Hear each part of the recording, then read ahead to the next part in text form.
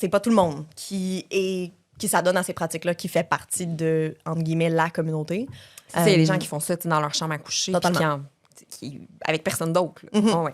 Il y a des gens pour qui une claque sur une fesse, se tirer les cheveux un peu, ça fait partie de leur vie sexuelle, mais c'est quelque chose qui reste dans leur chambre à coucher, ça sort pas de là, puis c'est tout à fait correct. C'est du BDSM pareil. Totalement. Après, il y a un effet d'identification et d'auto-identification. Au sein des communautés, qui peut créer une identité justement autour de ça, et non pas juste c'est quelque chose que je fais qui est le fun le samedi soir, mais plutôt un aspect justement communautaire et identitaire qui se joue à travers le fait de se reconnaître dans un groupe de gens qui ont des pratiques similaires, qui ont des intérêts similaires.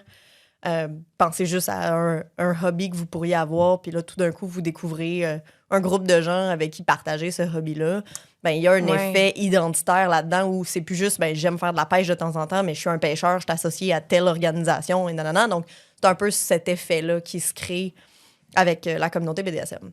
On se loue un chalet, on s'organise des voyages de pêche. Et voilà. Ou des week-ends BDSM. Exactement. Salut à tous, je suis Jacinthe Marion, sexologue. C'est un vrai plaisir de vous recevoir sur le podcast d'Aide Sextive, Plaisir partagé.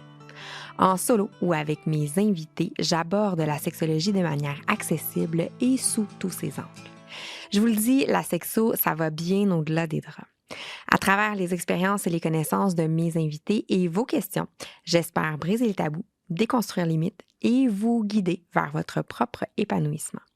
Aux couleurs d'Aide Sextive, je vous promets des jasettes positives, assertives et inclusives. Des jasettes sextives, quoi. Évidemment, tout ça dans le plaisir.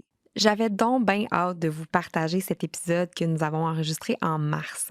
Cet épisode, en fait, ça a été une discussion tellement intéressante sur le BDSM. Et là, arrêtez-vous pas maintenant en vous disant « et que c'est pas pour moi cet épisode-là ». Non. Tout le monde a quelque chose à retirer d'un épisode comme celui-ci, peu importe de quoi a l'air ta sexualité dans le quotidien ou même dans tes fantasmes. Oui, même les plus vanilles d'entre vous, je vous le dis. Je t'invite à te laisser tenter et à écouter cet épisode avec ouverture et curiosité. Bonne écoute! Dernièrement, j'ai participé à une formation professionnelle concernant la pratique sexologique auprès de personnes qui pratiquent le BDSM. Je suis tombée sous le charme de la passion qu'avait la personne formatrice pour le sujet. Je me suis dit que c'était l'occasion parfaite de vous jaser de ces pratiques. Il y a un tabou assez présent autour des pratiques kinky, puis tellement de mythes à déconstruire, ça risque d'être le début de plusieurs épisodes. Par contre, c'était important pour moi de vous starter ça avec le BDSM, parce que c'est de celle dont j'entends le plus parler. Que ce soit au cinéma, on a sûrement tous pensé à 50 Shades of Grey, mais aussi dans les conversations entre amis ou dans mon bureau, il y a beaucoup de curiosité autour de cette pratique, beaucoup de mauvaises conceptions, de préjugés, alors que je serais pas surprise que plusieurs d'entre vous découvriez avec cet épisode-là que vous avez potentiellement déjà exploré la pratique sans trop le savoir. Bref, j'évite de m'emballer trop dans le sujet et je vous présente mon invité. Aujourd'hui, j'ai le plaisir de recevoir Gabrielle Beauregard, sexologue et psychothérapeute. Bonjour, Gabrielle. Salut. Oui, ça va très bien, merci.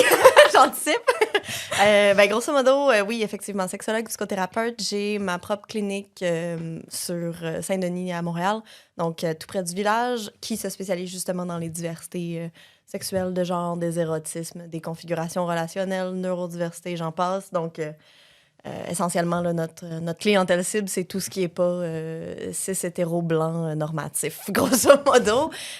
Puis c'est avec ces expériences-là, en fait, que je travaille essentiellement, là, au sens où j'en fais aussi des conférences à gauche, à droite, dont celle à laquelle tu as assisté, des ateliers de sensibilisation un peu partout et, bon, du travail auprès de la clientèle en tant que telle. Ouais. J'ai voulu te demander, est-ce que tu as envie de nous parler un peu de ce qui t'a amené là, de ton parcours peut-être, nous donner un petit peu d'infos sur c'est qui Gabrielle? C'est toujours difficile de cibler comme le parcours en tant que tel, au sens où je pense que je suis un peu comme tous les humains, là, je suis la somme de toutes sortes d'expériences, notamment le fait d'avoir grandi en banlieue, mais avec un couple hétéro de parents et deux pères de voisins, en fait, qui étaient un couple de lesbiennes et un couple gay. Donc, dans un contexte où c'était très normatif, blanc et compagnie, mais j'ai quand même grandi très, très proche de moi avec beaucoup de diversité, normalisée, décomplexée. Ce qui fait que c'était juste le couple d'amis qui venait souper à la maison, mais ça a donné que c'était 2 hommes ou 2 femmes. Fait que c'était pas plus compliqué que ça. Puis c'est un peu ça, je pense que cette perspective-là de normalisation d'une diversité humaine qui m'a accompagnée puis qui a fait qu'au final, je me suis retrouvée en sexo. Puis une chose qui mène à une autre, je me suis ramassée à travailler plus spécifiquement dans les diversités, notamment à cause de mon parcours professionnel qui m'a amenée à Réseau. Donc, un organisme en santé des hommes cis et trans de la diversité sexuelle. Donc, au final, j'ai beaucoup évolué dans divers environnements de la diversité ou des diversités, en fait. Ce qui fait que mon parcours est moins normatif que trop. J'adore. Mais c'est super, tu sais, en sexologie, d'avoir justement ce background-là si diversifié parce que, je veux dire, de la diversité, on en croise, puis pas à peu près. Là. Absolument. Oui. Écoute, j'ai le goût qu'on commence peut-être en se donnant un petit cours 101 de ce que c'est le BDSM. Vas-y, je te laisse aller, puis on part de là. Donc, BDSM 101, je pense que d'emblée, il faut décortiquer l'acronyme. Donc, BDSM, chaque lettre renvoie à une espèce d'amalgame de pratiques.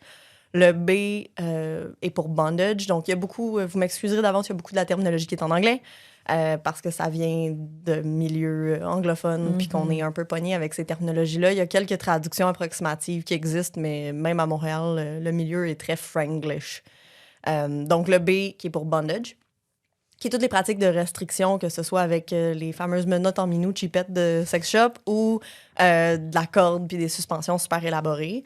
Donc, un peu tout ça qui peut rentrer là-dedans. Ensuite, on a le D qui va être pour discipline, qui, essentiellement, c'est toutes les pratiques de dressage, que ce soit parce qu'il y a du jeu de rôle animalier, puis là, il y a un maître, puis un animal domestique à dompter, ou c'est un maître d'hôtel, un maître de ci, un maître de ça, là, dans un jeu de rôle quelconque, et un employé, un subalterne ou quelque chose comme ça. Donc, il y a tous ces éléments-là de dressage, ou carrément là, de domination-soumission qui fait aussi partie de cet acronyme-là, donc DS, domination-soumission, mais dans une perspective justement de conditionner certains comportements et pas d'autres. Donc, la discipline, c'est cet élément-là. Le DS, justement, pour domination-soumission, qui vont être des pratiques assez complémentaires. C'est difficile de dominer sans quelqu'un qui se soumet et vice-versa. C'est un peu compliqué. Donc, effectivement, dans ce cas-ci, on parle de pratiques d'échange de pouvoir consensuel. Donc, quelqu'un qui va remettre une partie du contrôle qui a été élaboré en commun, déterminé, balisé, là, c'est pas un contrôle aveugle en toutes circonstances, à une autre personne, donc, ou à d'autres personnes au pluriel. Donc, c'est d'une dynamique d'échange, que ce soit justement une personne qui prend le contrôle d'une scène quelconque pour une soirée ou pour une dynamique plus élaborée. C'est de l'échange de pouvoir. Ensuite, le S peut aussi renvoyer à une autre paire de lettres qui est assez complémentaire, c'est-à-dire sadisme et masochisme. Encore une fois, c'est difficile de vouloir donner de la douleur sans quelqu'un qui est prêt à le recevoir. Donc, essentiellement, c'est de l'échange de douleur dans ce cas-ci. La personne sadique va aimer donner de la douleur. La personne masochiste aime en recevoir.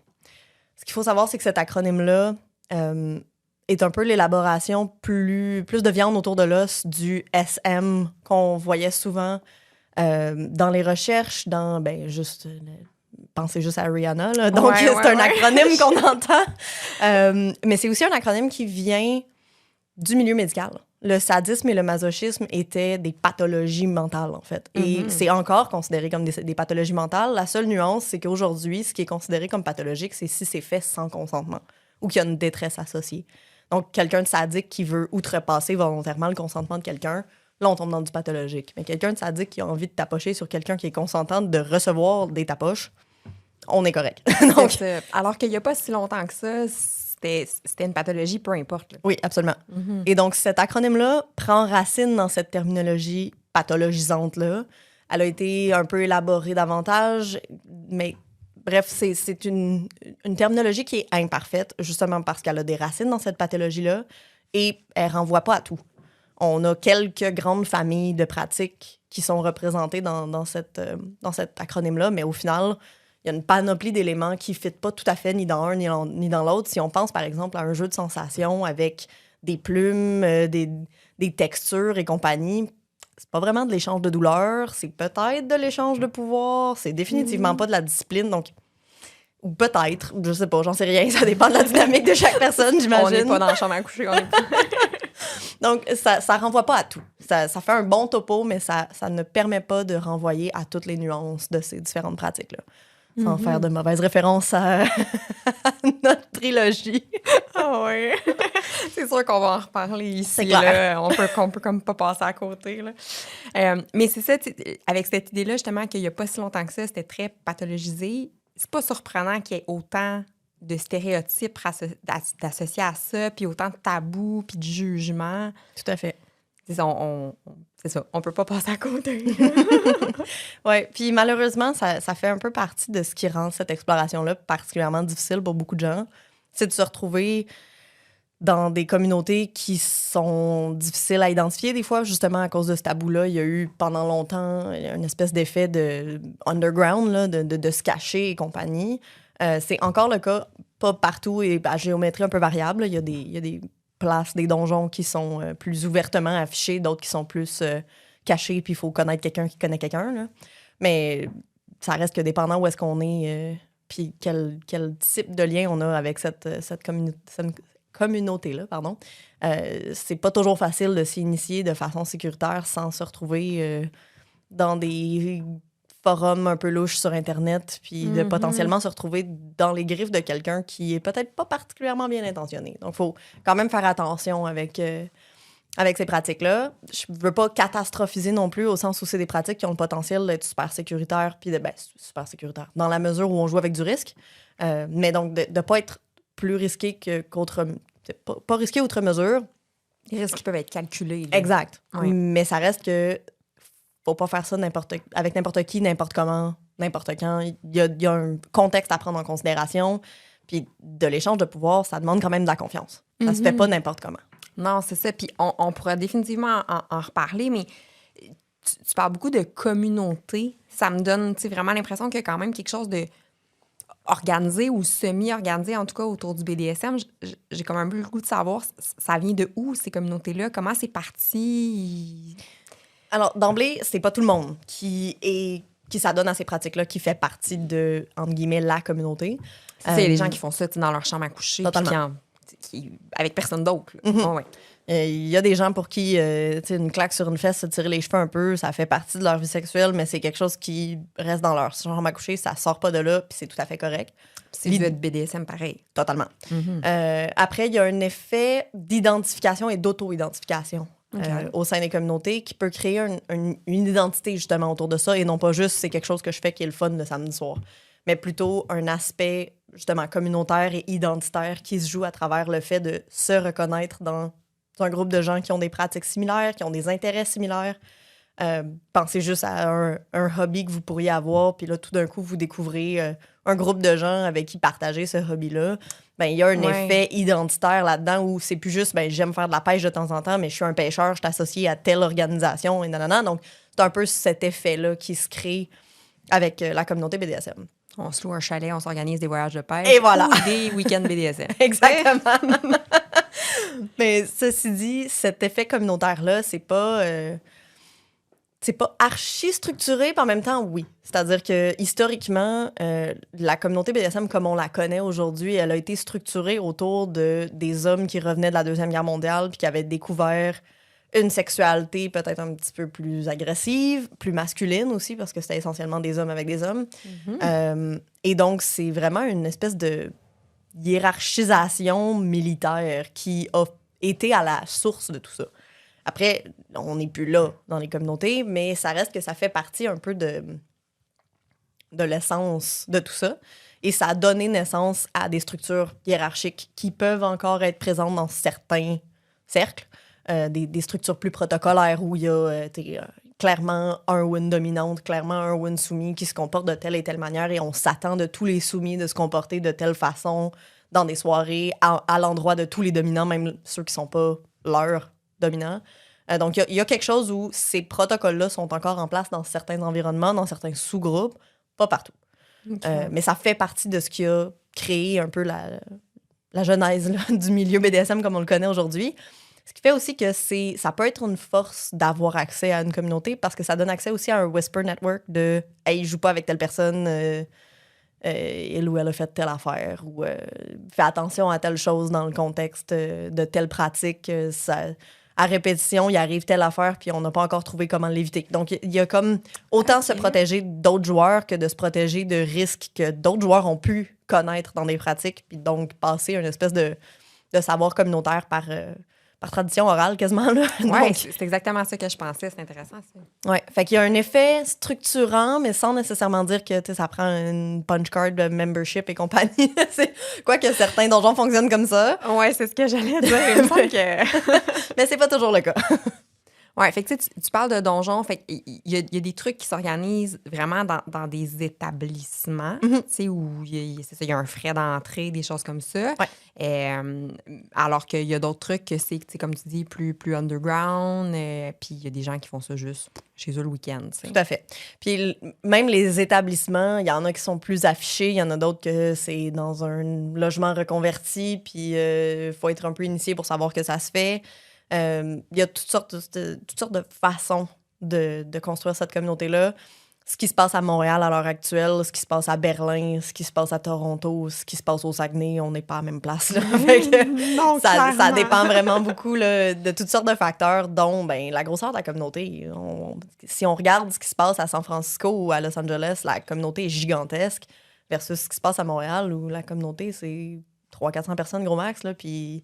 Ça fait pas tant de monde que ça. Le réseau est rapidement interconnecté. Oui, c'est ça. J'imagine que rapidement, je veux dire, on connaît les gens, on se croise dans différents événements, on finit par, tu sais, se créer, I guess, notre propre petit réseau, si on choisit d'eux. Là. Exact. Puis ça peut donner à un effet quasiment famille choisie, là, un peu comme les personnes de la diversité sexuelle et de genre vivent. C'est-à-dire que ça crée... des réseaux, le même dominant ou la même dominante qui a 2-3 soumis à plus ou moins grand degré d'engagement, ces soumis-là peuvent se considérer comme frères et sœurs ou comme... il y a comme une espèce d'effet de fratrie ou de communauté, justement, quasiment familiale, là, qui peuvent se créer dans certains cercles ou de packs, entre guillemets, là, donc de... Comment je dirais ça en français? De clan. De clan, j'ai meute, mais ça fait très... Oui, okay. Oui, parce que ça serait plus dans une mentalité poppy, par exemple, où on parle de pack, fait que justement, ça serait une meute. Ben oui, OK. Exactement. Là. Puis j'ai le goût que tu décrives un petit peu ce que c'est poppy pour les gens qui sont comme... excuse-moi, quoi? Donc, essentiellement, c'est une des variétés de jeux de rôle où, comme je mentionnais dans la discipline tantôt, il y a une personne qui va jouer un chien domestique et une personne qui va jouer le ou la maîtresse. Et en fait, ça peut aussi être des gens qui jouent au chien ensemble puis qui se tiraillent. Là. Donc, c'est pas nécessairement avec une laisse, le bol et compagnie. Ça peut en faire partie avec les commandes, là, assis, roule, machin chouette. Donc, il y a l'effet vraiment dressage et échange de pouvoir. Mais ça peut aussi être 3-4 chiots qui se tiraillent ensemble puis qui jouent ensemble. Donc, il y a un effet de... oui, de jeu de rôle, mais aussi quasiment de régression ludique, là, de comme se permettre de se tirailler comme on faisait enfant dans le salon. Là. Donc, il y a cet effet-là aussi qui peut exister à travers ces pratiques-là. Fait qu'on est vraiment comme dans le laisser-aller, comme un espèce de retour à comme... Je sais pas, j'ai goût de dire notre instinct primaire. Oui, totalement. Ouais. Puis ça dépend des pratiques aussi. Il y en a qui sont plus rigides et structurées, déterminées. Tu sais, si je fais ça, tu fais ça. Puis... avec comme des ententes préétablies. Il y en a d'autres qui sont beaucoup plus, justement, dans la forme libre, puis dans l'instinctuel, beaucoup plus. Fait que ça dépend d'une pratique à l'autre, c'est clair. Mais je te dirais qu'overall, ces pratiques-là, le but, c'est le plaisir. Le but, c'est cet aspect-là de fun, d'incarner un rôle, de se permettre de sortir du quotidien. Fait que c'est essentiellement ça. Puis je pense que le vocabulaire là, en témoigne bien. On parle de jouets, on parle de scènes, il y a quelque chose de très ludique dans le vocabulaire qui est utilisé, qui au final vise à rappeler que si c'est pas le fun, tu le fais pas comme faut. Il y a quelque chose à réajuster. Est-ce que t'as pas le bon partenaire? Est-ce que c'est pas les bonnes pratiques pour toi? Est-ce que c'est peut-être trop intense, pas assez intense? Il y a quelque chose à réajuster si c'est plus le fun. J'ai probablement l'impression qu'il y a des gens qui écoutent puis qui font comme « OK, je comprends, mais si on se fait mal, comment on a du fun? » Oui. En fait, d'un point de vue neurobiologique, nos nerfs, c'est pas nos nerfs qui analysent la douleur, c'est notre cerveau. Donc, c'est tout à fait possible de penser juste à quelqu'un qui médite puis qui est dans la même position vraiment longtemps. C'est pas confortable, mais la personne est capable de se conditionner à putain le sentir. Donc, c'est un peu le même principe. On a, jusqu'à un certain point, on s'entend, mais on a un peu de contrôle sur comment on interprète des sensations. Et donc, dans un contexte érotique, des sensations de douleur peuvent être interprétées de façon neutre ou positive. Donc, cette douleur-là peut devenir quelque chose qui est attirant, qui est intéressant, qui est érotisable. J'aime le parallèle que tu as fait avec la méditation parce qu'on dirait vraiment qu'il faut que tu te mettes dans un mindset. Il faut vraiment une conscience de soi, puis d'être dans le moment présent, puis d'être hyper attentif aux signaux que notre corps nous envoie, puis à comment on réagit. Puis il y a comme un parallèle vraiment intéressant à faire. Absolument. Même. En fait, il y a des données probantes sur l'idée d'un headspace. OK. Que ce soit le subspace ou le dumb space. Donc, peu importe la position qu'on adopte, où justement, il y a cette espèce d'effet-là, quasiment de transe, qui est rapporté par beaucoup de participants, où justement, on entre dans un état presque altéré de conscience, où là, le corps, le moment présent, le ici, maintenant, c'est tout ce qui compte. Une distorsion du temps ou de la perception de temps, évidemment. Là, on n'arrête pas le temps, mais donc, cette distorsion-là d'une perception de légèreté, de flottement. Donc oui, il peut y avoir cet effet-là de quasiment méditatif, en fait, à travers ces pratiques-là pour certaines personnes. Comme une espèce de bulle qui se crée autour de la scène. Oui, totalement. Ouais. Tu as parlé beaucoup des rôles dominants, soumis, mais c'est pas toujours comme ça. Je veux dire, il n'y a pas toujours un dominé, un soumis, un dominant, puis un soumis. Il y a plein d'autres constructions ou plein d'autres types de relations dans le BDSM. Peux-tu nous en parler un petit peu? De quoi d'autre existe? Bien, souvent, moi, quand je parle de pratique en tant que telle, je vais adopter les mots top et bottom, comme dans la communauté gay, de la personne qui donne, la personne qui reçoit, pour la simple et bonne raison que c'est tout à fait possible d'être une personne qui donne de la corde, mais pas se considérer comme dominant parce qu'il n'y a pas nécessairement d'échange de pouvoir aussi clairement consenti. Okay. Mais il y a quand même une prise de contrôle jusqu'à un certain point. Là. Si on attache quelqu'un, il y a une certaine prise de contrôle, mais c'est pas ça qui est le focus nécessairement, par exemple. Okay. Ou c'est une dynamique peut-être plus casual, moins profonde en termes d'engagement à long terme.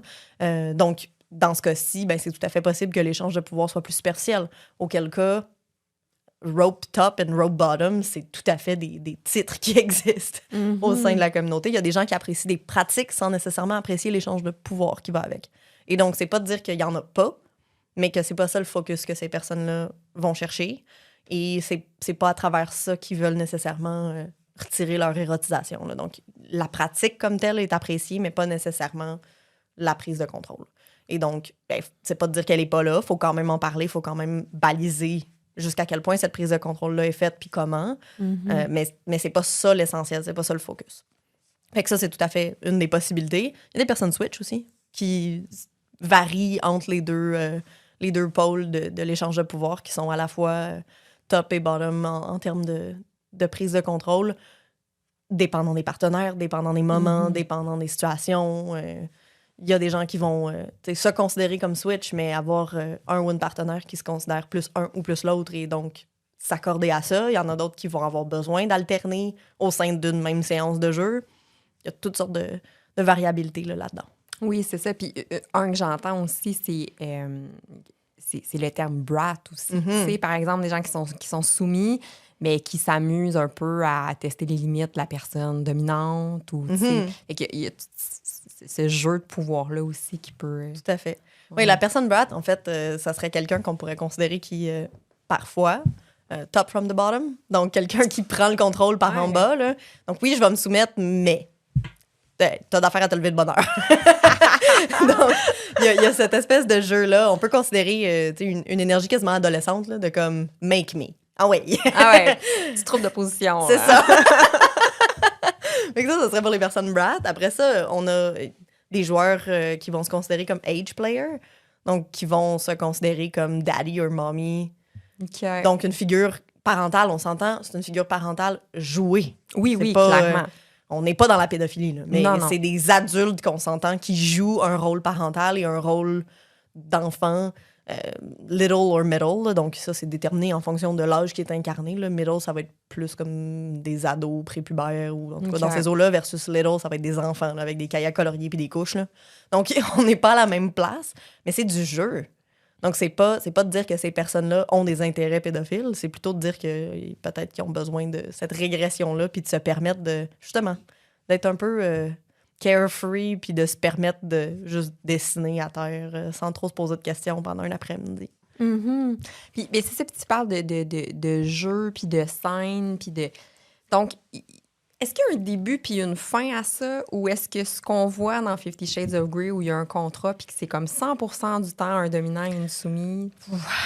Non? Ben, déjà, en partant, là, le contrat, je pense que là-dessus, les livres ont fait une bonne job de représenter que ça vaut rien, légalement. Là. Absolument. Ça vaut absolument rien, ces contrats-là. Si c'est votre kink d'écrire un contrat, puis d'avoir un notaire qui check ça, puis nanana, ou de négocier, be my guest. Mais c'est tout. Ça Ce fait n'est qu'un partie kink. du jeu, C'est ouais, ça. c'est ça. Ça fait partie du foreplay à la limite, là, mais Ouais. c'est tout. Ça fait partie du scénario. En tant que tel, ça peut être un bel outil aussi pour discuter de limites, mais j'aurais pas tendance à me servir uniquement d'un contrat ou d'une grille de pratique, par exemple, comme be all and all. Faut que ce soit ça qui serve à discuter après parce que oui, je veux me faire spanker, OK, mais comment? Avec des outils ou juste les mains? À quelle intensité? À quelle fréquence? Il y a une discussion à avoir autour de chacun de ces éléments-là, d'une part. D'autre part, 50 Shades donne l'impression que ce genre de dynamique-là, c'est beaucoup plus courant que ce qu'on pourrait croire. C'est pas si courant que ça. Souvent, ça va être effectivement beaucoup plus un début, un milieu, une fin. Je veux dire, on est pour la plupart des gens sexués, puis on n'a pas des relations sexuelles 24/7 non plus. Là, donc, c'est un peu le même principe. Ouais. Là, c'est quelque chose d'érotique. Ça a un début, un milieu, une fin. Ça se fait, que ce soit dans une chambre à coucher ou dans une soirée, c'est contextualisé. C'est plutôt rare que la dynamique s'établit 24/7 en constance. Il y a des dynamiques qui vont être à saveur kinky, au sens où une relation entre deux personnes qui ont des pratiques kinky, oui, ça a le potentiel d'avoir des claques sur les fesses en faisant la vaisselle, mais d'une part, j'ose espérer que c'est discuté et que c'est entendu. D'autre part, on n'est pas toujours à la même intensité non plus. C'est pas une claque sur une fesse qui automatiquement implique une scène au complet en faisant la vaisselle. On n'est pas là. Donc, Ouais. ça peut avoir le potentiel d'être jusqu'à un certain point 24/7, au sens où il peut y avoir des traces de ça dans le quotidien. Mais est-ce que ça veut dire que la dynamique est constamment on? Je pense pas. Puis, en fait, une dynamique constamment on, le problème que ça mène, c'est quand est-ce qu'on en reparle, quand est-ce qu'on reparle de nos limites sans être dans le jeu. Parce que c'est important d'avoir des moments où on n'est plus le ou la dominante, le ou la soumise, pour discuter de est-ce que ça te convient toujours, est-ce que ça te va, est-ce qu'on doit réajuster des choses, est-ce qu'il y a des affaires qui fonctionnent pas pour toi. Parce que, puis, dans les deux positions, il peut y avoir des choses qui fonctionnent plus pour la personne dominante aussi. Là. Mais c'est important de sortir de ce rôle-là parce qu'on veut pas que ce soit la personne soumise qui dit oui, tout va bien, maître ou maîtresse. Là. On veut que ce soit le vrai être humain derrière qui dit ouais, non, ça marche plus pour moi. Puis dans le rôle, ça peut être facile de perdre de vue que, ben oui, t'as encore ton mot à dire. Donc, c'est important qu'il y ait ces moments-là hors de jeu. Puis je pense que c'est ce que cette trilogie-là représente plutôt mal. C'est-à-dire que si Anastasia avait décidé de faire comme ce que Christian lui demandait, elle aurait à 100% accepté en totalité, puis elle aurait jamais eu son mot à dire, à part qu'à quelques exceptions près, là, contractuellement, à tous les 6 mois. C'est pas suffisant. C'est vraiment pas suffisant. Non, c'est ça. Mais j'imagine que même dans le jeu, il faut quand même avoir des moyens de s'en sortir. Là. Je veux Totalement. dire, des safe words, Oui. des trucs comme ça. Là. Oh, oui. Puis ces safe words-là, en fait, safe word, safe movement, peu importe ce que c'est, là, mais ça prend des moyens de communiquer que non, c'est non. Parce que, en pratique, il y a des gens pour qui le non va rester non dans le jeu, puis c'est correct. Il faut que ce soit convenu, parce qu'il y a d'autres personnes pour qui non, c'est juste « en moins, t'es sûr? » puis qui vont pousser. Donc, faut que ça fasse partie de la discussion à l'avance. Qu'est-ce que c'est ton safe word, toi? Qu'est-ce que tu utilises? Puis est-ce que non, ça veut dire vraiment non, ou non, ça veut dire pousse un peu plus fort? Oui, c'est ça. Puis au final, c'est juste de déterminer ce vocabulaire commun-là avant pour être capable de l'utiliser. Après ça, que ce soit opossum, non ou red, ça n'a pas d'importance. Tant qu'il y a un mot qui est utilisé pour mettre fin ou pour ralentir, ça fait la job. Si vous prévoyez avoir quelque chose dans la bouche, arrangez-vous pour avoir autre chose. Oui, c'est ça. Tu parlais de safe movement. Ouais. Il y a des moments où on peut pas parler. Là. Totalement. Donc, s'il y a des restrictions qui vont impliquer que la parole risque d'être plus difficile, ou si vous connaissez comme joueur puis que vous avez tendance à devenir non-verbal, Ben, arrangez-vous pour avoir un set de clés à échapper à terre, un squeak toy de chien, peu importe, mais quelque chose pour pouvoir arrêter la scène si vous en avez besoin. C'est ça qui va attirer l'attention d'autres personnes, puis ça fait beaucoup de sens.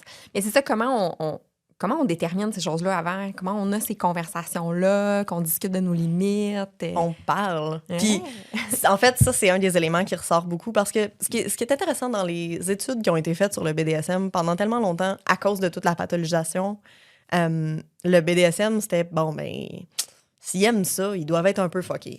Fait qu'on va essayer de chercher, je sais pas, des plus hauts taux de santé mentale, des plus hauts taux de trauma, des plus hauts taux d'alcoolisme. Tout a été étudié. Ouais, c'est de trouver qu'est-ce qui est wrong avec eux autres. Et à toutes les fois, les chercheurs finissaient par écrire à la fin de l'étude, dans les résultats puis la conclusion, une espèce de « Ah, mais coudonc, ils sont comme à peu près aussi pétés que la population générale. » Pas plus, pas moins. C'est ça qui est ça. C'est surprenant. Hein? Fait que pendant très longtemps, les études ont soulevé ça. Jusqu'à ce qu'à un moment donné, à force d'en avoir assez, je sais pas, les chercheurs se sont tannés, je sais pas, mais ils se sont tournés vers plus de qualitatif. Okay. Et plus de, OK, mais qu'est-ce qui pourrait peut-être être des forces de ces populations-là? Ou qu'est-ce qui pourrait être des caractéristiques spécifiques à ces populations-là? Et donc, de ce qui est ressorti des études de traits de personnalité, c'est qu'en fait, souvent, ça va être des gens qui ont plus tendance à être capables de s'affirmer, qui ont tendance à être le Big Five des traits de personnalité, là, less agreeable. Donc, vont moins dire oui sans trop se poser de questions. OK. Pas agréable en français, là, agreeable en anglais. Ouais. Donc, c'est vraiment des gens qui ont tendance à un petit peu plus être affirmés et à être moins gênés, honteux, justement, d'avoir ces conversations-là. Donc, après ça, est-ce que c'est la poule ou l'œuf? Est-ce que c'est le milieu qui conditionne ces traits-là ou est-ce que c'est des gens qui, d'emblée, étaient plus à l'aise avec ça? Un jour, on le saura peut-être. Mais il y a cet effet-là de, à force d'avoir des conversations un peu confrontantes, pas toujours super confortables, de « Ah, ouais, c'est quoi tes kinks? Qu'est-ce que t'as le goût de faire? Comment on peut aligner nos envies? » C'est quand même des grosses conversations à avoir, même pas autour d'un drink un vendredi soir. Ça force le caractère, j'ai envie de dire. C'est ça, parce que clairement, si on veut que l'expérience soit plaisante puis qu'on en retire du plaisir, il faut qu'on soit capable de communiquer à travers de ça. Là, sinon, on va passer à côté du plaisir puis pas à peu près. Là. Absolument. Puis au sein des communautés, c'est pas rare. Il n'y a pas que ça, mais c'est pas rare qu'il y ait des gens qui se retrouvent dans une soirée, un beau vendredi soir ou un beau samedi soir, puis qui... ce qu'on appelle du pick-up play. Là, donc, c'est pas des gens qui sont nécessairement en relation ensemble, qui peuvent être amis ou à peu près pas se connaître, qui vont négocier une scène un peu sur le fly. Puis... Mais il faut être capable de les avoir, ces conversations-là, avec des gens qu'on vient de rencontrer ou que normalement, on va juste prendre un café avec. Mais là, tout d'un coup, on parle de nos désirs les plus profonds et les plus tabous. C'est toute une conversation à avoir. Là. Hey, clairement, il faut être à l'aise avec soi-même. Absolument. Mais oui. Après, ça peut être aidant, justement, de s'explorer soi-même, au sens où il y a toutes sortes là, de quiz en ligne, puis de listes de pratiques et compagnie qui peuvent permettre de démarrer une réflexion soi-même, puis de faire « Ah ouais, ça pourrait peut-être m'intéresser. Ça, juste lire le nom, ça me donne le mot de cœur. » Donc, de partir cette réflexion-là, qu'est-ce qui vous attire là-dedans? Mais ça peut déjà être une belle porte d'entrée parce que ça peut être difficile d'avoir ces conversations-là si la réponse à toutes les questions, c'est « Je sais pas ». Puis ça peut être intimidant de passer à travers cet élément-là. Après, je peux pas parler pour toute la planète, mais à Montréal en particulier, au moins une fois par mois, à ma connaissance, il y a des soirées d'initiation pour les nouveaux qui permettent d'avoir un petit 101 du consentement puis de l'étiquette BDSM, puis des tasters de plusieurs pratiques. Donc, des gens plus expérimentés qui vont faire des petites démonstrations de différentes pratiques qui permettent de tester est-ce que c'est pour vous ou non. Puis dans un contexte plus safe où c'est encadré, il y a des gens qui savent ce qu'ils font, qui peuvent vous montrer à manier les outils ou à recevoir peu importe quoi. Donc, ça peut permettre, d'une part, de pas faire un gros commitment financier pour des jouets qui vous tenteront peut-être pas. D'autre part, de savoir un peu ce que vous faites puis d'être guidé dans cette exploration-là.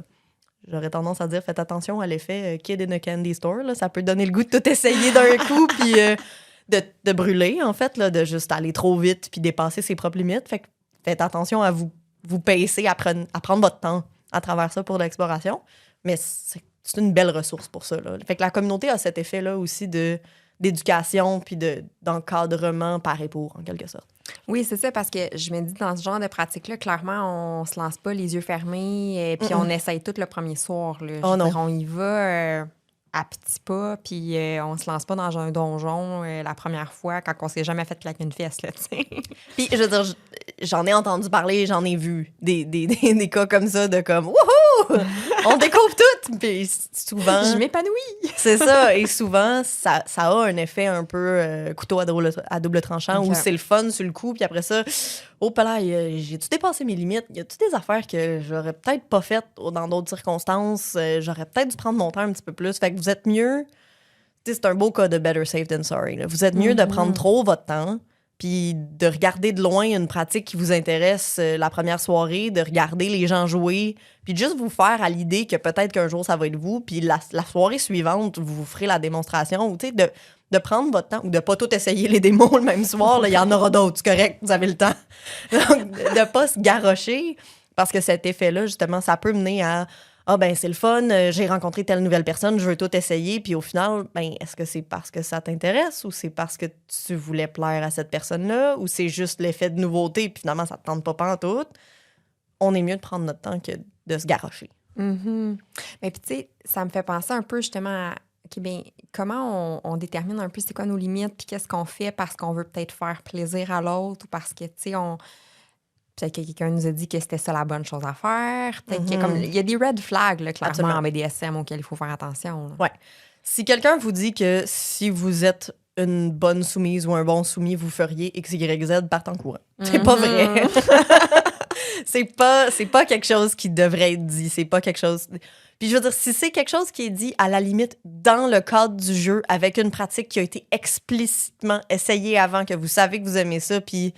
Là, il y a comme une espèce d'effet de renforcement de comme good girl ou good boy, t'as fait telle affaire. Oui. Là, oui. Mais de faire de la coercition à quelqu'un pour essayer ou pour continuer une pratique qui est peut-être pas appréciée parce que c'est ça qu'un ou une bonne soumise fait, bullshit. Donc, ça, on veut faire attention à ça. Puis c'est vrai de l'autre bord aussi. Là. Si t'étais un bon dominant, une bonne dominante, tu ferais telle affaire. Non, les dominants aussi ont le droit d'avoir des limites. Fait que, dans les deux sens, cette dynamique-là, elle est archi malsaine.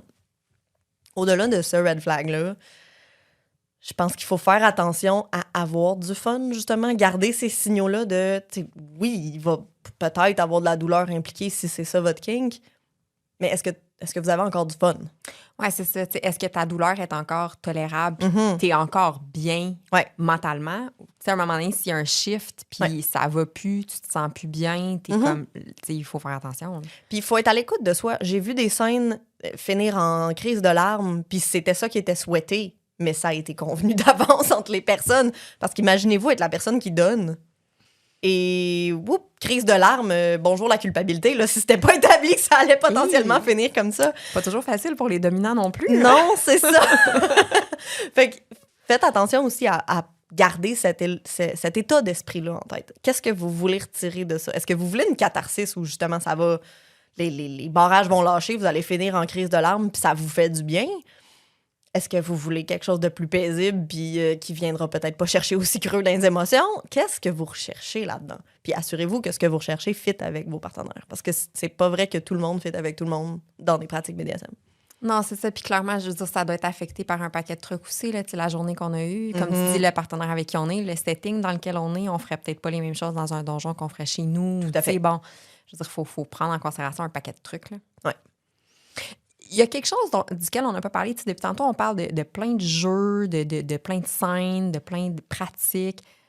On n'a pas parlé beaucoup de sexualité à travers ça. Est-ce qu'il y a toujours de la sexualité dans le BDSM? Absolument pas. Non, hein? En fait, il y a toujours de la sensualité, il y a toujours de l'érotisme. Est-ce qu'il y a toujours de la sexualité au sens génital du terme? Absolument pas. Pour certaines personnes, oui. Et c'est là où ça va être une espèce de diagramme de veine. Pour certaines personnes, il n'y en a jamais. Pour certaines personnes, il y en a toujours. Puis pour d'autres, c'est de temps en temps. Puis est-ce que ça peut dépendre de avec qui tu es en train de jouer? Exactement. Aussi, exactement. Si tu es en train de jouer avec ton partenaire de vie, avec qui vous avez une sexualité et plus vanille, plus conventionnelle, et une sexualité plus kinky, ben peut-être qu'il va y avoir de la génitalité impliquée dans le kink. Peut-être pas. Puis si c'est juste justement du pick-up play un samedi soir dans un donjon, ben ça se peut qu'il n'y ait absolument pas de nudité même impliquée.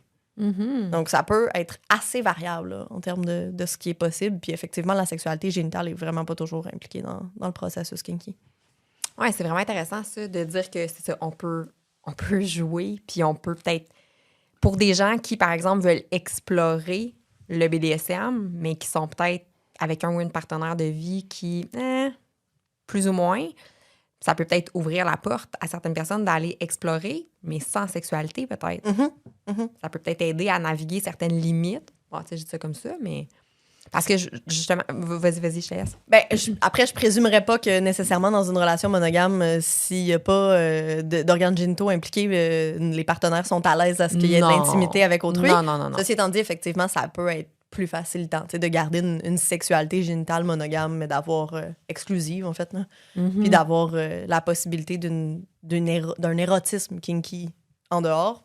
C'est des configurations qui se voient là, dans la communauté. Oui, parce que, tu sais, je me dis, bon, pour les gens qui sont en couple puis qui ont, tu sais, peut-être depuis longtemps, une espèce de petit penchant, tu sais, ils ont des intérêts, Comment on aborde cette conversation-là la première fois avec notre partenaire, de faire comme, tu sais quoi, j'ai le goût d'essayer X, Y, Z. T'en penses quoi? Mais ça peut être intimidant, mais j'aurais tendance à dire un peu comme n'importe quelle conversation autour de la sexualité. Puis je suis tout à fait consciente en disant ça qu'il y a beaucoup de gens qui en parlent juste pas. Mais de n'importe quelle pratique, là. Exact. Probablement, et toi et moi, on reçoit des gens dans notre bureau qui ont beaucoup de difficultés à parler de la base. Oui, exact. Donc, c'est sûr que c'est intimidant plus on va, entre guillemets, creux là-dedans. Là. Mais ça reste qu'au final, parler de ses fantasmes, parler de ce qui nous allume, c'est aussi quelque chose qui alimente l'intimité. C'est quelque chose qui est relativement essentiel, en fait, à la santé de n'importe quelle relation. Donc, d'être capable de parler de « Hey, tu sais quoi, telle chose, ça me tente. Aurais-tu envie qu'on l'essaye ensemble? » Il n'y a pas de recette magique pour en parler autre que de faire ce saut-là puis de prendre le risque. Et puis, parce que tu le dis, c'est quand même un risque à prendre. Ça se peut que la personne soit complètement fermée aussi là, à ce qu'on a abordé. Là. Puis après, c'est de voir est-ce que cette fermeture-là est un deal breaker pour vous ou si, ben, on va continuer sans puis c'est ça qui est ça. Mais c'est des conversations qui sont difficiles à avoir parce que généralement, on tient aux gens avec qui on est en relation. Mais ça reste que si ça fait partie de vous, c'est peut-être important de l'aborder. Puis qui sait, vous allez peut-être vous retrouver devant quelqu'un qui est tout aussi kinky que vous puis qui n'osait pas le dire ou qui est bien willing d'essayer. Puis comment on s'aventure là-dedans? Tu sais, comme les premières expériences, tu sais, on a des trucs peut-être qu'on pourrait donner. Ben, moi, j'aurais tendance à dire, déjà en partant, si dans votre sexualité, entre guillemets, conventionnelle, il y a déjà des scratchs ou des claques ses fesses, vous êtes déjà un pied là-dedans. Fait que de peut-être partir de ça. Tu sais, hey, quand on fait telle affaire, là, moi, j'aime vraiment ça, j'aimerais ça pousser plus loin. Ça peut être une belle porte d'entrée.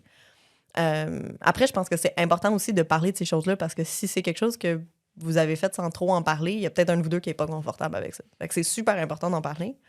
Une fois que vous êtes sur la même longueur d'onde puis que vous avez envie d'expérimenter, j'aurais envie de dire, essayez de connecter avec vos communautés, que ce soit en ligne ou en personne. Ça peut être vraiment aidant pour éviter des pièges qui ont déjà été balisés des centaines de fois par d'autres Kingsters avant vous, là, pour éviter de tomber dans les mêmes niaiseries qui ont déjà été faites par d'autres. Ça peut être une belle manière de s'initier. Donc, justement, avec des soirées d'initiation dans les communautés ou dans des forums en ligne. Après, j'aurais envie de dire, faites attention avec les forums en ligne. Il y a de tout. C'est pas vetté, c'est pas nécessairement aussi censuré et régulé que ça pourrait / devrait, là, je sais pas trop. Mais bref, il n'y a pas autant de gestion de ça ou peut-être pas de façon très imparfaite. Fait que c'est possible d'avoir des informations assez médiocres là-dessus. Mais ça donne déjà une petite base. Après, ça dépend de ce que vous voulez faire. Parce que si votre but, c'est de faire de la suspension, je dirais c'est pas juste ça serait le fun que c'est incontournable que vous ayez connecté avec vos communautés pour apprendre. Une formation. Oui, c'est ça. Puis pas une petite formation de 2 heures un dimanche après-midi. Là. Quelque chose de long terme et de soutenu. Mais si votre but, c'est de vous donner quelques claques sur les fesses de temps en temps, vous êtes tout à fait capable de vous en sortir avec vos 2 mains et votre tête. Là, ça va. Fait que ça dépend vraiment de ce qui est recherché. Plus les pratiques vont être, en guillemets, risquées, là, plus ça va prendre de l'accompagnement là-dedans pour le faire de façon la moins risquée possible, justement. Ça, parce qu'il y a moyen d'explorer les jeux de pouvoir, des BDSM, peu importe, avec des trucs qu'on a à la maison. Tu parlais de plumes tantôt, des foulards, les petites menottes en minou. Je veux dire, il y a des trucs low budget là, qui existent. Là. Tout à fait. La cuillère de bois, vous la regarderez plus jamais de la même manière. On ouvre les tiroirs de cuisine puis on check ce qu'on peut prendre. Mais ceci étant dit, oui, il y a des trucs tout à fait low budget, mais ça aussi, je pense que ça peut être pertinent de connecter avec vos communautés pour discuter de qu'est-ce qui a mal viré dans les trucs low budget aussi. Ouais. T'sais, quelle spatule a vraiment pas bien fini, là? Qu'est-ce qui s'est passé? Parce que les menottes en minou sont bien cute, là, mais sont souvent assez catastrophiques. Là. Généralement, ils sont pas fiables, d'une part.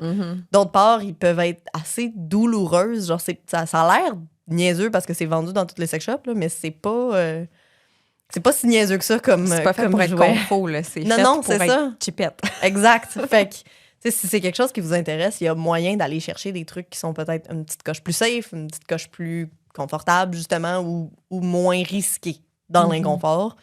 Fait que, je pense que je le dirai jamais assez, là, connecter avec les ressources de savoir de vos communautés. Même si vous devenez pas quelqu'un qui a envie de sortir à tous les samedis dans son donjon local, c'est correct. Là. Vous n'êtes pas obligé de vous tenir avec la communauté, mais d'aller mobiliser les savoirs, ça peut être vraiment important. Et tu sais, cette communauté-là, on la trouve comment? T'sais, mettons que quelqu'un veut commencer, Google, on tape quoi? Donjon près de chez moi. Ben oui. Pour les trucs qui sont peut-être un petit peu moins underground, ils vont sortir de cette manière-là. Après, il y a notre bon vieil ami FetLife qui est une espèce de Facebook, MySpace kinky, essentiellement. Là. C'est une bonne manière de le décrire. Donc, c'est un réseau social style forum avec des groupes, mais qui regroupe justement des kinksters selon différentes pratiques, selon le lieu géographique, parce que c'est une plateforme qui est mondiale, qui a été partie à Montréal, mais qui est mondiale. Donc, c'est vraiment un bel outil là-dessus. Il y a beaucoup de donjons qui vont faire de la promotion par le biais de cette plateforme-là. Donc, on peut rejoindre le groupe de donjons XYZ local. Donc, ça peut être une porte d'entrée aussi. J'ai envie de dire par des gens que vous connaissez, mais c'est pas tout le monde qui connaît quelqu'un qui connaît quelqu'un. Mais si c'est le cas, ça peut être une super belle façon aussi d'avoir accès. De mobiliser des ressources spécialisées. Là. Je veux dire, une grosse partie de ma job, c'est de référer aux donjons locaux parce que je les connais. Donc, de vous tourner vers des ressources spécialisées, sexologie, travail social, you name it, là, mais tant que c'est des gens qui sont spécialisés en BDSM, ça se peut que si vous arriviez à monsieur, madame, tout le monde, psychologue, ça les fasse geler un peu si vous parlez de kink. Oui, on n'est pas toutes kink-friendly, là. Non, malheureusement. Mais ceux qui en ont fait une spécialité, généralement, vont connaître aussi les ressources vers qui vous orienter. Là. Fait que ça peut être une porte d'entrée aussi pour ça. Oui, effectivement. Mais je dirais, tu sais, bon, moi, je suis plus du coin de Gatineau, mais on est tout près d'Ottawa. Je sais que dans ce coin-là aussi, tu sais, il y a plusieurs sex shops aussi qui offrent justement ce genre d'atelier-là, tu sais, pour d'initiation à un paquet de trucs, à certains jouets, à tout ça. Fait que ça peut être des bons points de connexion aussi vers certains endroits, là. Oh, et à Montréal, par exemple, les sex shops dans le village ont tendance à être un petit peu mieux pluggés avec le réseau des donjons que les autres. Ceci étant dit, ils sont quand même, je pense, relativement bien pluggés, les autres aussi, là, mais ceux dans le village sont particulièrement une patte dedans. Oui, ça fait beaucoup de sens. Écoute, j'ai le goût de te demander, tu sais, est-ce qu'il y a des choses que tu vois, tu sais, plus particulièrement dans ta pratique, des questionnements qui reviennent souvent, tu sais, soit de gens qui veulent explorer ou de gens qui sont dedans mais qui se questionnent sur est-ce que ça, c'est safe? Est-ce que ça ne l'est pas? Est-ce que c'est un red flag ou pas? Tu sais? Je pense que j'ai 2 profils de gens qui me consultent si je fais des grandes catégorisations. Là. D'une part, des gens qui ont vécu ou qui sont dans des dynamiques qui, tant qu'à moi, ne portent de BDSM que le nom, là, mais qui sont des dynamiques abusives camouflées. Parce que ça existe. On va pas se mettre la tête dans le sable. C'est des pratiques qui ont le potentiel d'être très empowering, d'être très positives, mais qui ont le potentiel aussi d'être très risquées puis de cacher de la coercition puis des pratiques abusives totalement là, à travers. Fait que ça a ce potentiel-là, puis je vois quand même beaucoup de ça, de gens qui soit sont encore dedans ou récupèrent de relations où il y a eu de la violence, où il y a eu du dépassement de limites à répétition. Puis ça, je pense que c'est probablement un des red flags les plus insidieux, mais qui est pertinent à garder en tête. C'est pas tout de s'échapper sur une limite une fois, là, de comme, oups, ça, c'est vrai, c'est allé un petit peu trop fort ou c'est allé de telle ou telle manière qui n'était pas convenue. Les oublis, ça arrive, mais si ça arrive 22 fois, c'est plus un oubli. Là. Non, c'est ça. Fait qu'il y a quelque chose où l'aspect répétitif est à prendre en considération. Si il y a constamment une nouvelle limite qui est poussée, si tout d'un coup, ah shit, c'est vrai, j'avais oublié ça. Là, 2 jours plus tard, ah ouais, c'est vrai, j'avais oublié ça. 3 semaines plus tard, ah ouais, c'est vrai, j'avais oublié ça. Ouais, c'est-tu un oubli ou ça s'en vient délibéré? Ouais, c'est ça. À un moment donné, le cerveau oublie, là, mais pas tant. C'est ça. Fait que la répétition des mêmes niaiseries ou de niaiseries en variation sur un thème, là, ça peut être un bon moment de se poser des questions sur la santé de cette dynamique-là, j'ai envie de dire. Fait que ça, d'une part. D'autre part, effectivement, j'ai des gens qui se questionnent puis qui se demandent par où s'y prendre puis comment commencer.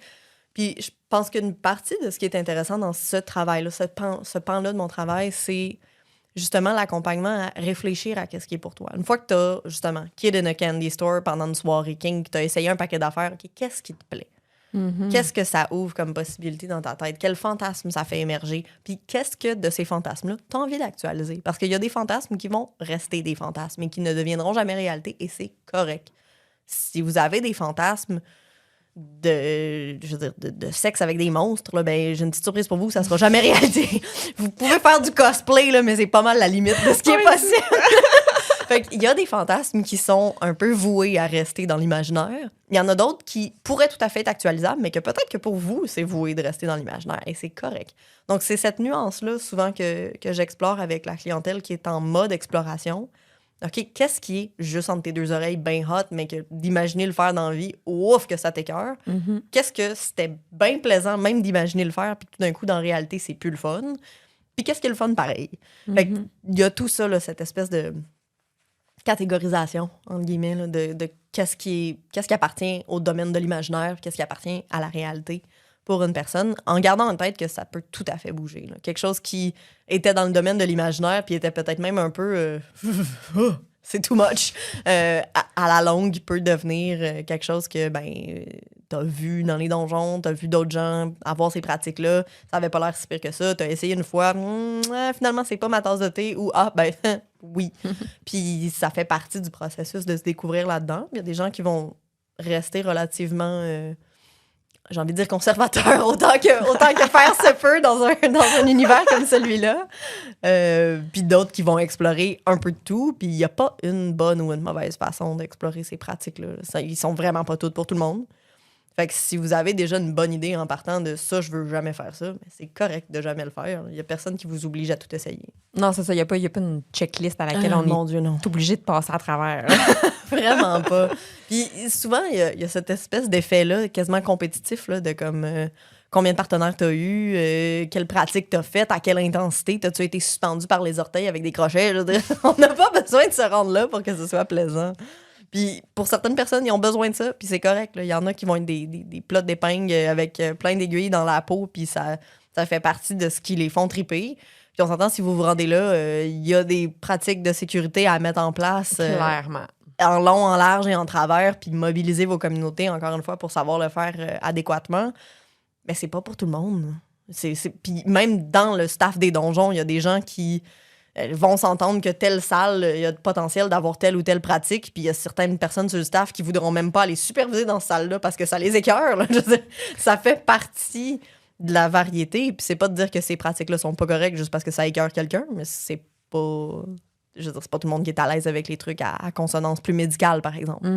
Mais c'est comme toute autre chose dans la vie. Là. Ouais. Chacun a ses trucs qui aime moins, puis on trouve notre place à travers ça. Là. Tout à fait.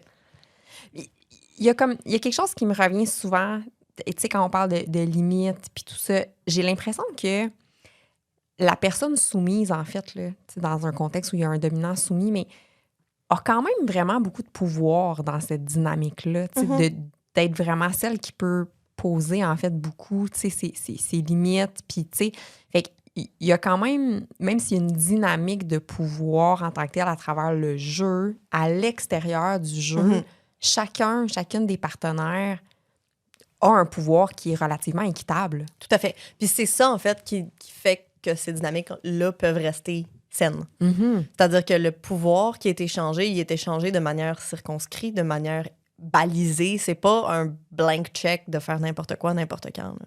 Donc, normalement, effectivement, il y aurait des temps avant, après, pendant la dynamique pour réétablir est-ce que tout convient toujours, puis comment on communique ces limites-là. Fait que oui, la personne qui reçoit, qu'elle soit soumise ou qu'elle soit juste bottom, elle a quand même une bonne part du pouvoir aussi dans tout ça. Puis c'est ce qui fait la différence entre recevoir quelque chose de force puis recevoir quelque chose de plaisant, malgré l'échange de pouvoir, malgré la dynamique qui peut un peu jouer sur le « non, t'as pas le choix, tu le reçois ». Oui, mais ça a été établi que c'est comme ça que ça allait se passer. C'est pas juste une prise de pouvoir, c'est un échange de pouvoir. Oui, ça fait beaucoup de sens. Il y a quelque chose que je veux absolument qu'on adresse avant qu'on termine, disons, là, puis bon, ça finit bien là-dessus, je pense. C'est l'espèce d'aftercare, en fait.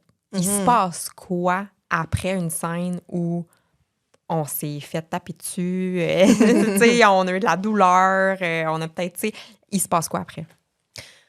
Je vais me permettre de faire un parallèle. Il y a beaucoup de commentaires dans les shows d'humour, dans l'espace public populaire, où dans une relation sexuelle hétéro, monsieur se revire puis il ronfle. Après une relation sexuelle, puis c'est ça, c'est tout, c'est fini. Puis madame se ramasse seule à réfléchir, penser à ses émotions. Puis bon, c'est cliché, mais ça reste que ça, c'est un bel exemple de manque d'aftercare. J'adore ça. Et si on en a besoin dans un contexte tout à fait conventionnel et vanille, puis que justement, ça fait partie des plaintes récurrentes de petits couples, tout ce qu'il y a de standards, qu'on a un moment d'intimité, servir, puis il ronfle, puis moi, j'existe plus, ben imaginez-vous si vous vous êtes fait taper dessus en plus. Donc, donc, dans ce contexte-là, c'est d'autant plus important, mais je pense que c'est quelque chose qui gagnerait à être démocratisé. Tout comme le safe word gagnerait à être démocratisé, que vous ayez des pratiques kinky ou non, d'avoir quelque chose qui est convenu d'avance pour dire « You know what, je le file plus. Ça me tente plus. » Ben, c'est hyper important pour, justement, vous rendre plus en sécurité dans ces moments d'intimité-là. Fait que l'aftercare, dans ce contexte-ci, c'est justement de quoi vous avez besoin après. Est-ce que vous avez besoin de vous coller, de jaser de votre expérience, de philosopher, de prendre une barre de chocolat, de faire une sieste? De quoi vous avez besoin pour vous remettre de ça? Puis l'aftercare, dans le contexte kink, c'est pas 5 minutes après. C'est 5 minutes après, c'est peut-être 1 heure après, dépendamment des gens. C'est 1 semaine après. De reprendre contact, faire comme « Hey, t'es-tu encore correct avec ce qui s'est passé? T'as-tu besoin qu'on débrief? Y a-tu des émotions qui sont remontées? » Donc, c'est quelque chose de... le terme en anglais, ongoing. C'est pas quelque chose qui est un one-shot deal 4 minutes après, puis après ça, salut, bye, on prend chacun le métro, chacun de notre bord, puis on se reparle plus. Donc, il y a quelque chose où, dans une dynamique kink, l'aftercare doit avoir cette place-là. Et elle doit avoir cette place-là, mais pas nécessairement toujours de la même manière.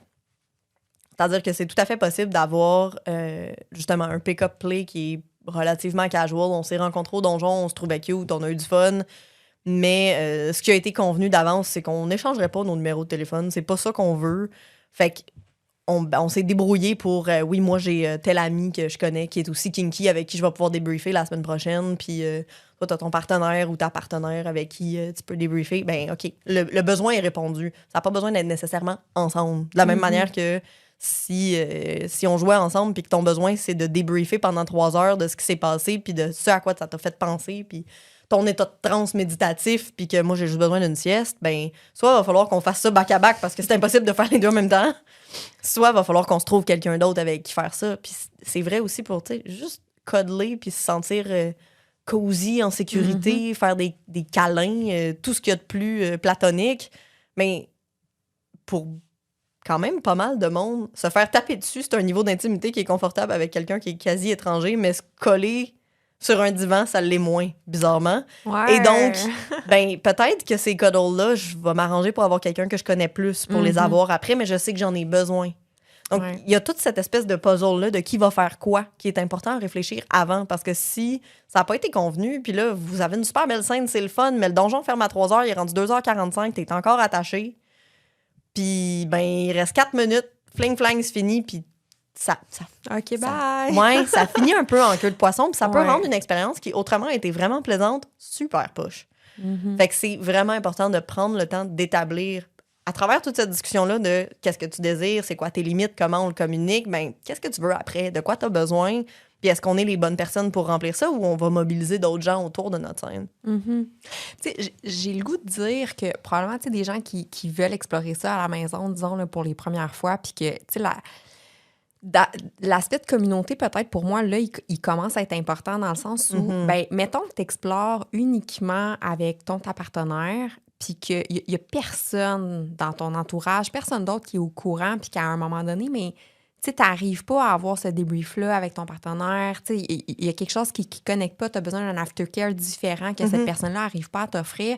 Mais peut-être que d'avoir un espèce de petit filet de sécurité dans lequel tu peux retomber, ça peut être important quand même. Totalement. Ouais. Ouais. Que ce soit pour l'aftercare, que ce soit pour explorer certaines pratiques que ta partenaire ne trippe pas dessus. Ça peut être toutes sortes de variabilités de ça, mais effectivement, l'aspect communautaire peut être une force à ce niveau-là pour permettre d'éclater un peu l'espèce de script conventionnel que ton partenaire va t'apporter tout. Pas nécessairement, puis ça peut même aller jusqu'à l'aftercare. Ton partenaire peut être un super bon match sur tous tes kinks, puis vous vous enlignez parfaitement, mais justement, il a besoin de s'effouérer puis de dormir après parce qu'il a tout donné, puis toi, tu as juste besoin de débriefer parce que ça a fait allumer 2000 réflexions dans ta tête. Peut-être que c'est pas un bon match à ce niveau-là. Puis là, comment ça va s'orchestrer? Mais est-ce que ça veut dire que tu y laisses 1 heure faire une sieste puis vous débriefer après? Ouais. Ou ça veut dire que tu vas appeler un ou une de tes amis dans la communauté pour jaser de tout ça? Ouais. Sky's the limit. Puis, tu sais, je trouve important aussi l'aspect que tu dis, c'est pas nécessairement tout de suite après aussi. Parce que, tu sais, tout de suite après, veux pas, là, il y a un rush d'un paquet d'hormones aussi, là, tu sais, adrénaline, endorphine, tu sais, nomme-les, il y en a beaucoup. Puis qui fait que des fois, on voit pas 100% clair aussi, tu sais, dans les minutes ou dans les heures après, surtout, tu sais, dans une période de transe, par exemple, ou quelque chose comme ça. Fait que il y a des choses, définitivement, qui peuvent ressortir. Fait que je pense que c'est important, ben, puis tu sais, même, mettons, dans un contexte où c'est avec un partenaire, s'il y a des choses qui reviennent 2-3 jours après, de ne pas faire comme, ben là, ça sort d'où, ça? Ouais. Tu sais, c'est normal qu'il y ait des choses qui ressortent. Oui. Puis en Plus fait, tard. il y a le phénomène dont on parle pas tant que ça, mais de sub-drop ou de dumb drop, qui est cette espèce de phénomène-là où, dans les jours qui suivent, pensez, si vous êtes allé dans une convention, tu sais, genre un Comic-Con ou des affaires de même, si vous êtes déjà allé dans un contexte comme celui-là ou un festival, style Oshiaga ou quelque chose de genre, vous avez passé une fin de semaine ou une semaine au complet entouré de monde qui trippe tout sur la même affaire, vous avez partagé une passion, vous avez passé des heures et des heures et des heures à suivre des conférences, écouter des shows. Donc, il y a comme cette espèce d'effervescence-là. Et là, tout d'un coup, crash, lundi matin, on retourne à notre petit 9 à 5. Et ça, cet effet-là, mais ça peut se vivre à plus petite échelle aussi, d'avoir une scène où il y a cette intensité-là qui se construit, puis là, crash. Urgh, ça me tente plus d'être comptable, d'être sexologue ou d'être comme prof de primaire. Tu sais, c'est comme, il n'y a plus rien qui me tente, j'ai plus le goût de faire ma vaisselle. Puis c'est normal, c'est un phénomène qui est rapporté over and over again par les pratiquants. Dans ces moments-là, la seule chose à faire, c'est de se donner le lousse de vivre cette espèce de yark-là. C'est comme une espèce d'état dépressif vraiment, vraiment momentané là, qui dure comme quelques jours. Là. Et cet effet-là, ben, justement, si vous l'avez déjà vécu en allant dans des festivals ou des conventions, c'est tout aussi vrai dans une convention kink qui dure 3 heures ou qui dure 3 jours. Donc, il y a cet effet-là qui peut se mettre en place. Puis c'est pour ça que c'est important que l'aftercare s'élabore aussi à une petite coche plus long terme que juste le jour même. Parce que ça se peut que ça ait cet effet-là d'avoir essayé quelque chose de nouveau. Puis là, ça a buildé une intensité puis une effervescence. Puis là, toutes mes cœurs, il n'y a plus rien qui me tente. Ben ça, c'est important d'avoir un espace pour pouvoir en parler puis en prendre soin. Puis ça aussi, la communauté peut amener un effet vraiment protecteur, j'ai envie de dire, au sens où de connecter avec quelqu'un d'autre qui est capable de faire « Hey, je pense que t'es en drop. » Parce que des fois, on le voit pas. Donc, d'être pris dedans, de pas trop se rendre compte que c'est ça qui se passe, puis que quelqu'un d'autre d'un œil extérieur, ah ouais, t'es sorti samedi, hein? Ça se peut-tu que tu sois en drop, puis que ce soit pas juste ta dépression saisonnière? Donne-toi une couple de jours, tu verras si c'est encore là. Puis entre-temps, donne-toi de la crème glacée, là, c'est correct. Donne-toi le droit. Ah ouais, là! Hey, c'est vraiment intéressant. Écoute, est-ce qu'il y a autre chose que tu aurais voulu comme nous partager sur le sujet qu'on n'a pas effleuré puis qui te vient en tête? Je pense que mon gros cheval de bataille quand je parle de BDSM, c'est de dire que ces pratiques-là sont pas pour tout le monde. Puis je suis pas en train d'essayer de prêcher à convaincre tout le monde d'essayer, mais je pense qu'il y a des concepts qu'on gagne à extraire de ces communautés-là puis d'appliquer à tout le monde.